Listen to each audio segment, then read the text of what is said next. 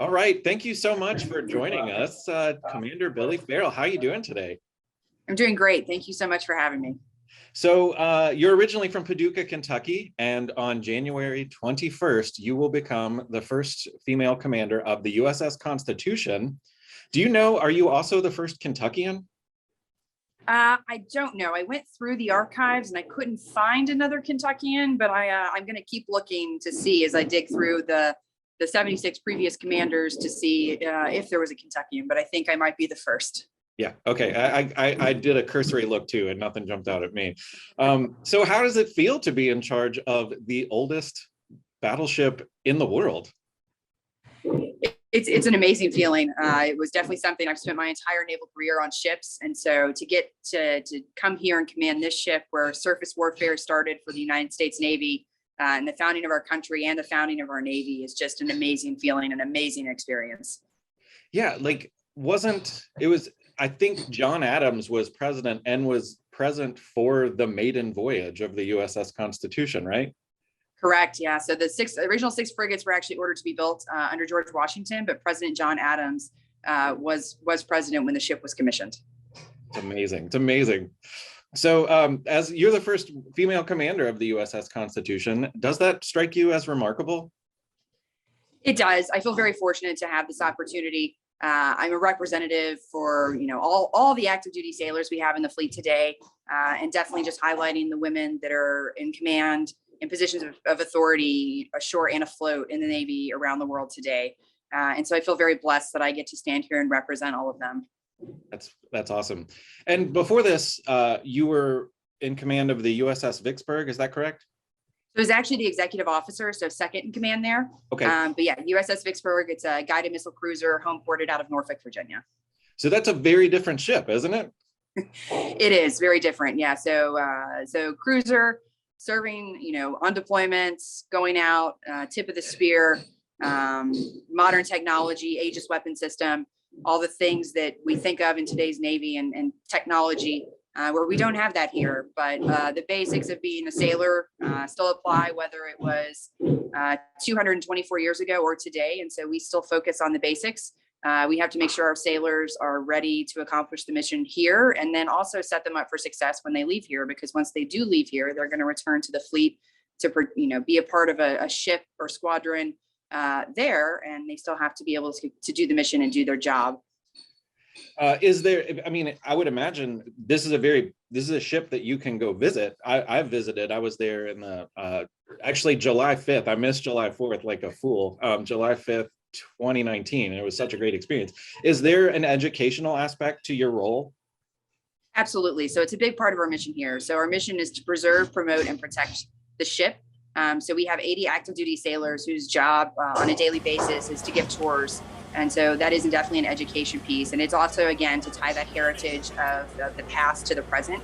So, our sailors are excited about what they do here and excited about what they do out in the fleet. And so it's a great opportunity for people who don't usually get a chance to interact with sailors to come get that experience and talk to them. It's a 2-year appointment, is that correct? Correct, 2-year appointment. We're going to see if maybe we can extend out a little bit to try to get the change of command ceremony out of January on my way out the door, but we'll see. Well, I was going to ask you if there was something in particular you wanted to accomplish, but that sounds like something right there. Yeah, that and definitely, I think the biggest thing I'm trying to accomplish here is the ship actually celebrates her 225th birthday this year.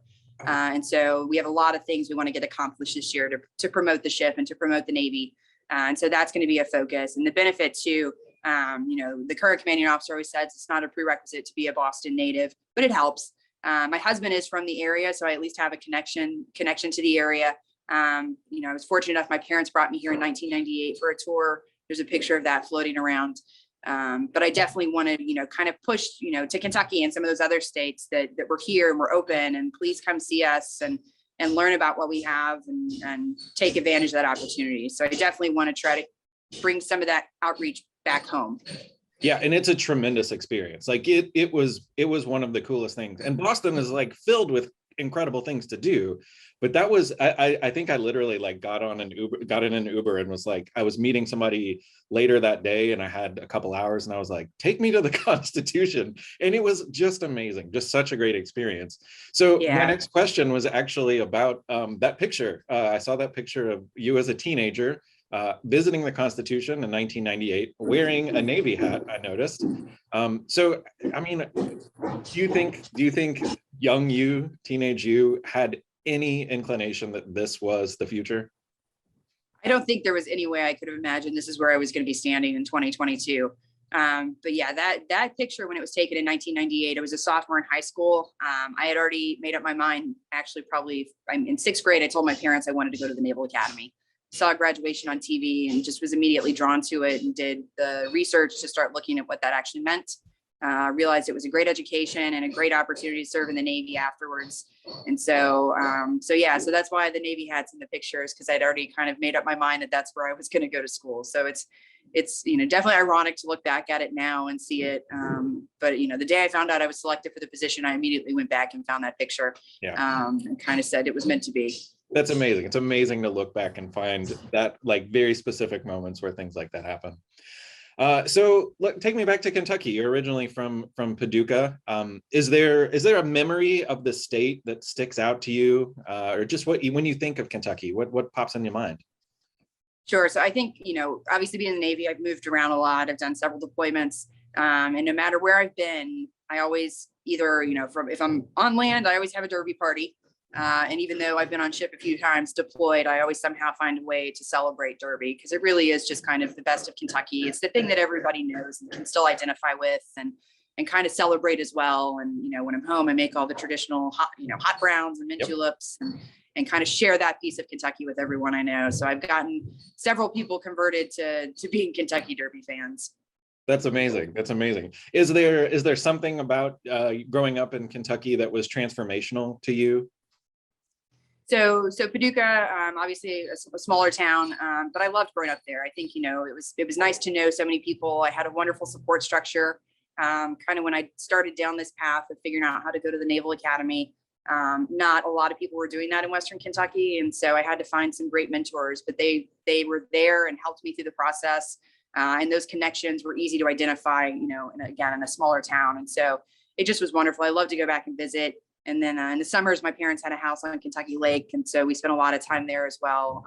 I love going back to visit. It always just makes me happy to be back in Kentucky. And at some point when all this is said and done with the Navy, my husband and I and our two kids plan to actually retire back there. Nice. Well, we'll welcome you back with open arms.